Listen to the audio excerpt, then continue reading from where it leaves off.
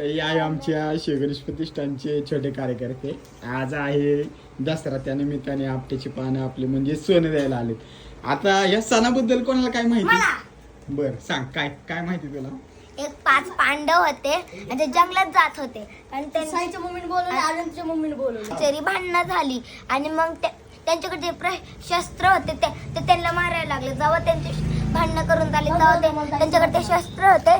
त्यांनी एका गड्डा खोदला आणि त्याच्या खाली असे आपट्याचे पाने ठेवले आणि त्याच्यावरती ते शस्त्र ठेवले व गाडून टाकले.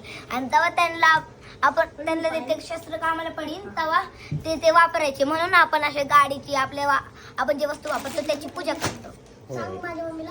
अजून कोणाला काय माहिती? चला आपण आता एक मस्तपैकी एक फोटो काढू. तर हे दसरा निमित्ताने माझ्या घरी आता इथं मला सोनं द्यायला आली होती आणि हेच प्रेम आहे जे गणेशोत्सवामध्ये ह्या सगळ्यांना मिळाल्यामुळं तिची एक आठवण आणि एक ओळख ठेवून इथं नियमितपणे सोनं द्यायला येतं.